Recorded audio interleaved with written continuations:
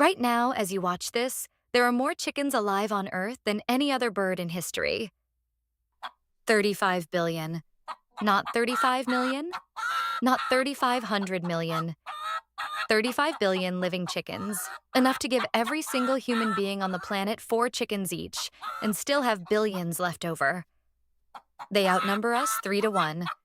They are on every continent except Antarctica. They are the most eaten, most farmed, most studied bird that has ever existed. And in some cultures, they are worshipped as sacred. But here's what nobody tells you. For the first 1,000 years after humans encountered this bird, we completely ignored it as food. We didn't eat it. We didn't farm it. We barely even noticed it. So how did a shy, small jungle bird hiding in the forests of Southeast Asia become the most dominant animal on the planet? This is that story, and it is stranger than you think. To understand what the chicken became, you first have to understand what it was.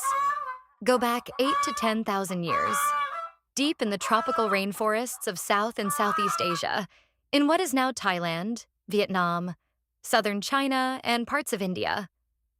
There lives a bird called the red junglefowl, Gallus gallus. It is not impressive. It weighs about 2 pounds. It is skittish and fast, darting between bamboo thickets and forest undergrowth.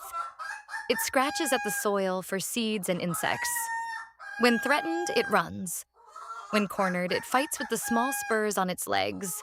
It lays maybe 10 to 15 eggs per year, hidden in nests on the ground. It is, in every way, an ordinary wild bird, unremarkable, cautious, and perfectly adapted to a life of obscurity in the jungle. Nobody looks at this bird and sees an empire. But something is about to happen that will change everything. Humans begin to move into the red junglefowl territory, not to eat it, at least not yet. The earliest evidence of domestication found in archaeological sites in northern China and Southeast Asia dating to around 6,000 BCE tells a surprising story. Ancient humans were not drawn to this bird for its meat or its eggs. They were drawn to it because the males fought. Cockfighting. That was the spark of it all. Ancient communities across Asia began capturing and breeding the most aggressive, most impressive male junglefowl, selecting for spirit, for fight, for spectacle. These birds became participants in rituals, in gambling, in displays of status and power. A prized fighting cock was worth more than a farmer's monthly harvest. The chicken's first role in human civilization was not as dinner. It was as a gladiator. This matters, because this is what brought the bird out of the jungle and into human settlements. This is what crossed the threshold. Once the red junglefowl entered human spaces, something irreversible began. Selective breeding, even when aimed purely at aggression and appearance, had unintended consequences. Birds raised in captivity grew slightly larger. They became less fearful of humans.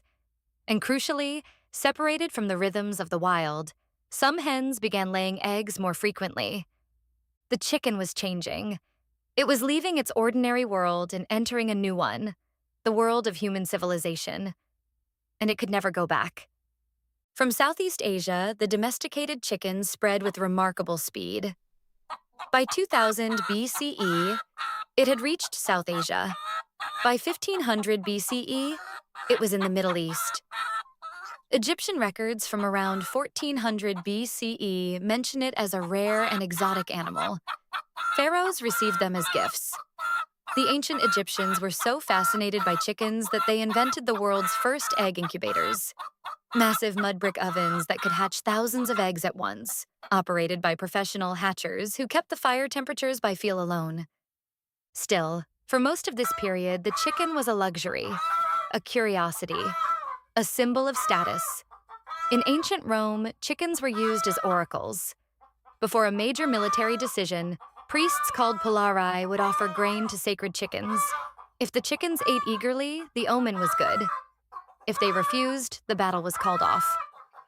One Roman general, facing a sea battle in 249 BCE and furious that the sacred chickens wouldn't eat, reportedly threw them overboard and said, "If they won't eat, let them drink."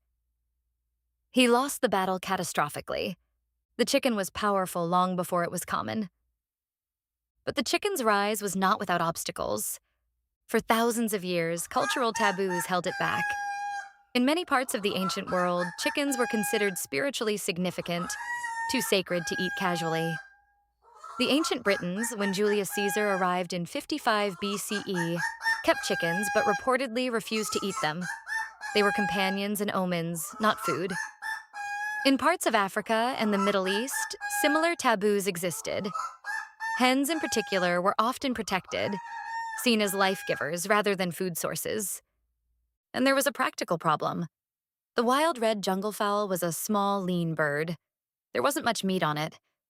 Without the selective breeding pressure that would come later, early chickens simply weren't efficient enough to replace cattle, pigs, or sheep at the table. The chicken had allies too. Its extraordinary adaptability. It could eat almost anything, survive in almost any climate, reproduce quickly, and require minimal space, made it the perfect travel companion. As humans moved, chickens moved with them. Greek traders carried them west. Polynesian navigators carried them across the Pacific Ocean centuries before Europeans arrived in the Americas. Genetic evidence in Chilean chickens confirms a Polynesian chicken ancestry, suggesting these birds crossed the Pacific on ancient canoes. The chicken was going global. Slowly, quietly, but unstoppably. Then came the darkest chapter. The 20th century transformed the chicken in ways that would have been unimaginable to any ancient farmer, but at a cost that still echoes today. After World War II, with food shortages and population growth pressing down on governments across the Western world, a quiet industrial revolution happened in the chicken industry. Scientists and breeders began selectively engineering chickens for one purpose: maximum meat production, minimum time, minimum cost. The modern broiler chicken, the one that ends up on your plate, is a creature that bears almost no resemblance to the red junglefowl. It grows to full slaughter weight in 47 days. Its ancient ancestor took months. It is so heavily muscled in the breast that many breeds can no longer mate naturally. Its skeleton struggles to support its own engineered bulk. The chicken conquered the world, but it lost itself in doing so. This is the ordeal, the dark transformation that sits at the heart of the chicken's story, the price of dominance. And yet, here is the thing that makes this story remarkable. The chicken endured.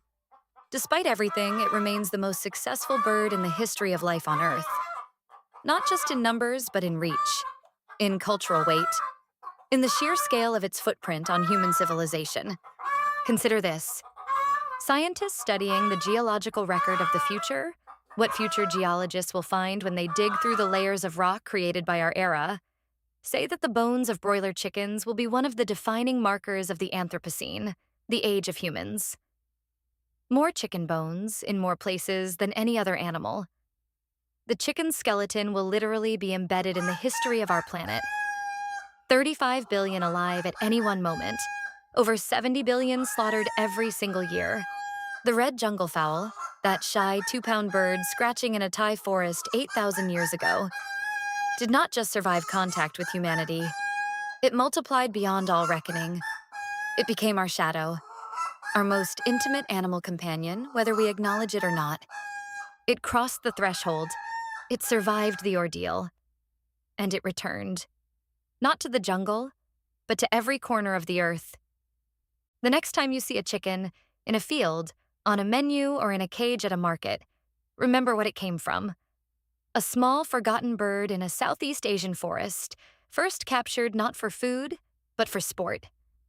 A bird that traveled the ancient world on ships and canoes, that served as a Roman oracle, that fed armies and built empires, that was engineered beyond recognition in a single generation.